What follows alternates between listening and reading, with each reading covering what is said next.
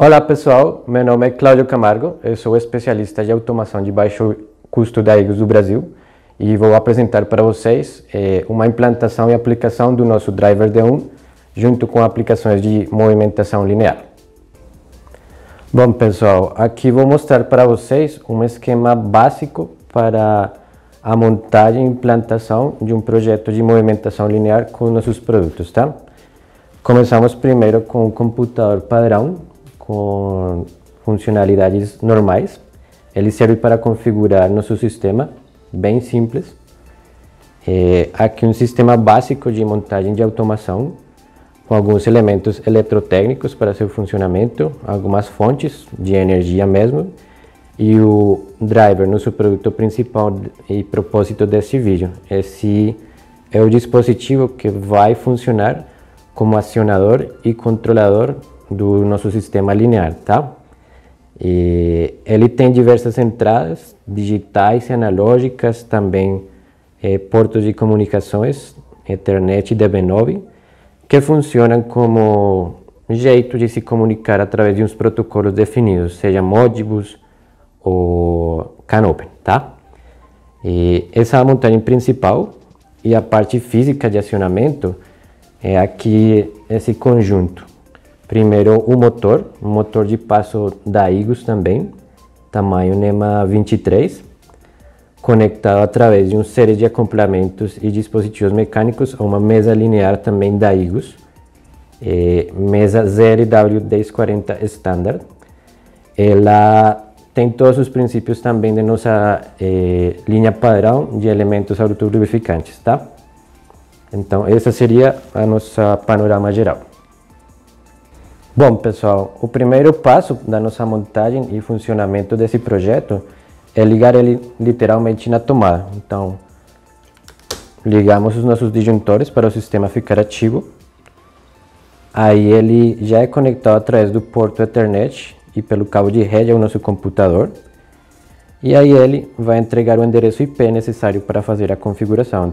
Nesse caso, é um endereço padrão 169.254.177.29. Esse endereço vai ser o endereço IP que digitamos no navegador de preferência, pelo qual vamos configurar e programar nosso driver, que efetivamente vai acionar o nosso sistema de movimentação linear. Abrimos no nosso navegador de preferência, digitamos o endereço IP sugerido pelo próprio driver, damos Enter e aqui aparece nossa tela de configuração inicial. Temos vários parâmetros a configurar, inicialmente a língua, tem uma série de idiomas disponíveis: alemão, inglês, espanhol, francês, italiano, polonês, português, neerlandês e chinês. Naturalmente deixamos em português. Segundo parâmetro a configurar são as unidades de medida: sistema métrico ou sistema imperial, metros ou milímetros, tipo de movimentação, se vai ser um movimento linear ou rotacional, unidades de tempo, configurações particulares, versão do firmware e senha ou administrador. Como é um exemplo clássico, vamos utilizar a configuração de movimentação linear. O seguinte passo é entrar na aba de motor, onde poderemos configurar vários dos seus próprios parâmetros. Por exemplo, o tipo de motor, CS de passo, de corrente contínua ou corrente contínua sem escovas, o código do motor dentro do mundo IGOS, ou caso for de outro fabricante, um código genérico, os parâmetros de corrente associados a ele, o modo de passo e o ângulo de passo. Esses parâmetros estão associados ao código do motor, mas podem ser editáveis conforme nossas necessidades. Depois de fazer isso, aplicamos as alterações e eles ficam salvos.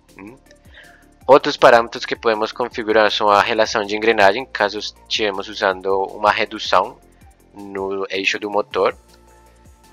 Sensores de feedback, sejam esse tipo encoder, feedback analógico de posicionamento, sensor de efeito Hall. A configuração de malha fechada, caso também estivermos fazendo um controle de loop fechado. Freio, alguns motores podem vir com freio, que a gente pode utilizar esse padrão para configurar o nosso motor. E uma resistência associada ao freio, dependendo do caso. Então são parâmetros clássicos para poder manipular o motor conforme a nossa aplicação. O seguinte passo é o modo linear. Aqui podemos configurar as variáveis físicas dimensionais onde o nosso motor vai estar executando seu acionamento. Primeira parte, o curso e o passo de avanço. O curso é basicamente o curso efetivo livre que vamos executar na movimentação. E o passo de avanço é a distância que percorremos com uma rotação do nosso motor. Com esses parâmetros podemos setar bem preciso o movimento desejado. Os seguintes parâmetros são as limitações de movimentação. Isso envolve a velocidade máxima que ele pode atingir, a aceleração máxima também, velocidade manual, caso estiver configurado de um jeito manual, por exemplo, um potenciômetro, parâmetros da curva S, paragem rápida, erro permitido, interruptor por fim de curso, intervalo de posicionamento. São parâmetros de limitação na movimentação. Adicional a isso, podemos configurar o tempo que podemos nos posicionar, a referência da movimentação, qual seria o ponto zero, né?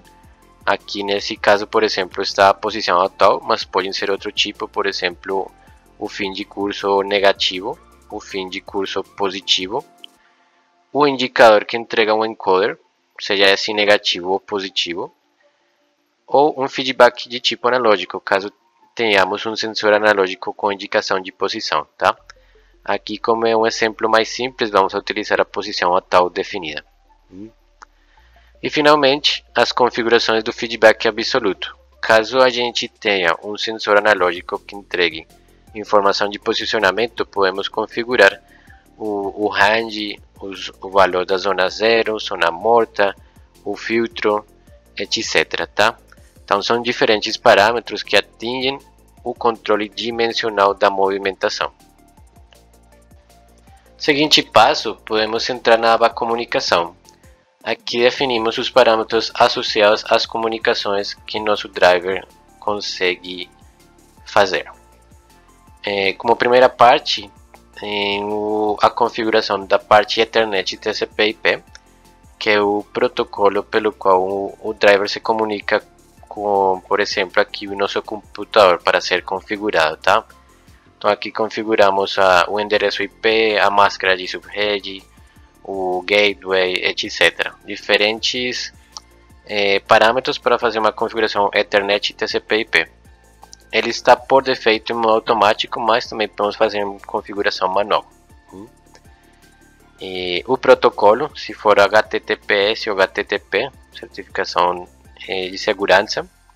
E os sistemas de bus, que chama em inglês, né? Que seriam os protocolos de comunicação propriamente ditos, para integrar uma rede industrial, seja esse CAN Open ou TCP de Modbus.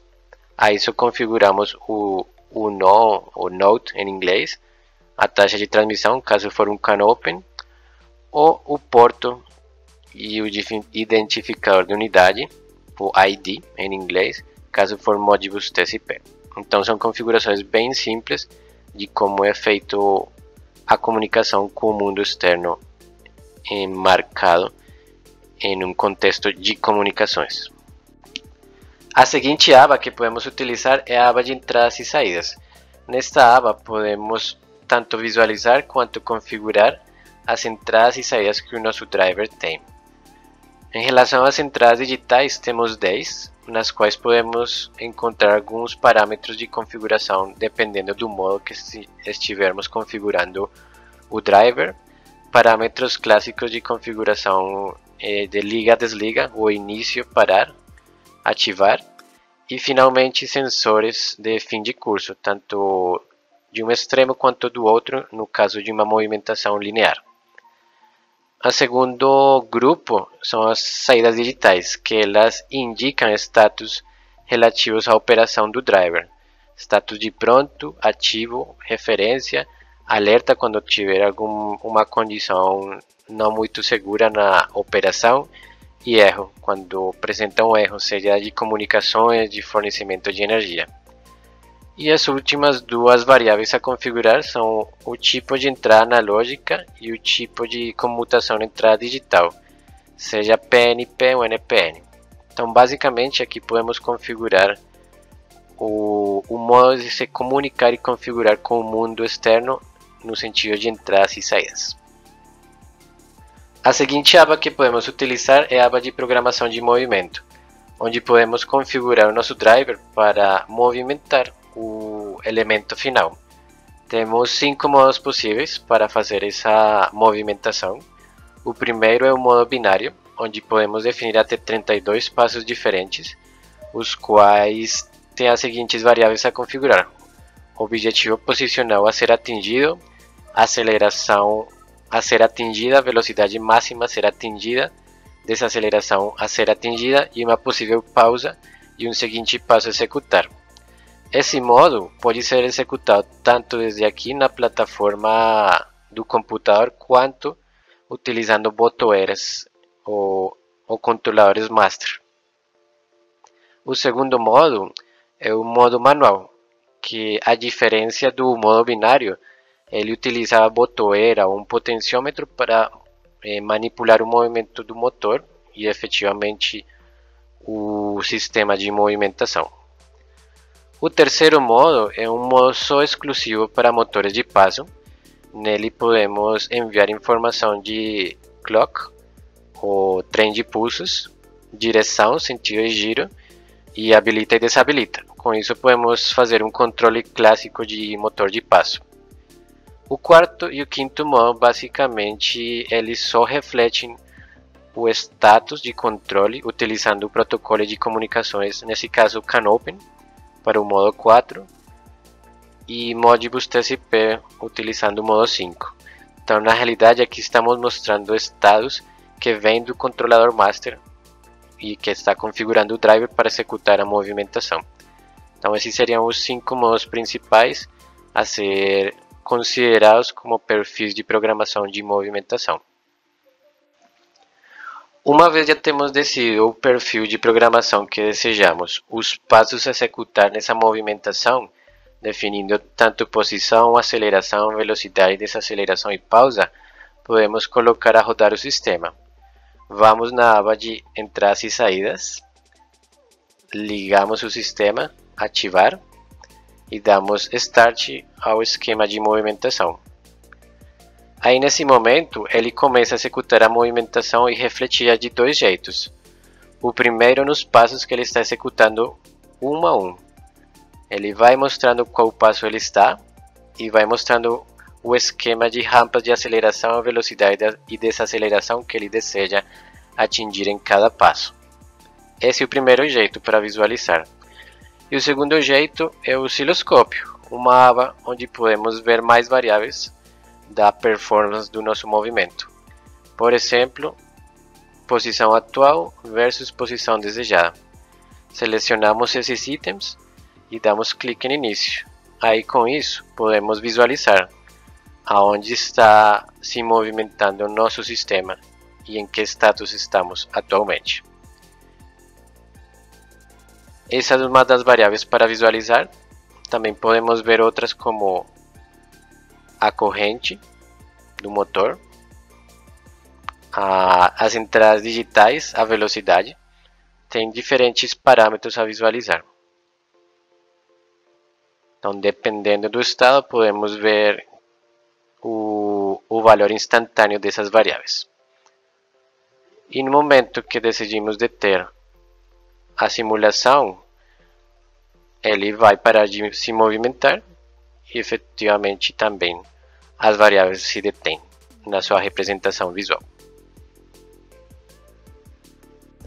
Pessoal, agora vamos fazer uma aplicação física, um exemplo da vida real, como utilizar o que a gente já programou. E isso pode ser feito tanto pelo software quanto por sistemas externos, um controlador master, uma botoeira, uma placa de desenvolvimento, tá? Aqui, como é um exemplo prático, vamos utilizar o próprio software do driver para executar esse movimento, tá? Então, o primeiro passo é vir aqui na nossa tela, entrar na aba de entradas e saídas e simular o liga e desliga do motor com a entrada de ativar e posteriormente a isso dar start à movimentação com o botão início. Aí ele começa a agir imediatamente e isso se reflete aqui nessa movimentação que a gente programou. Então, como vocês podem ver, aqui ele está indo para o passo número 2, que é chegar numa posição base, 20 milímetros, desculpa, e vai avançando de 100 em 100, 200, 300, 400, até o final.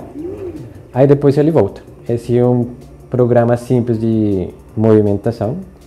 Para cada passo a gente também definiu uma velocidade, uma aceleração, uma desaceleração, e o qual se reflete em cada movimento. Os primeiros movimentos são mais rápidos, o momento final é mais devagar. Esse é um exemplo clássico de que a gente pode conseguir com a movimentação.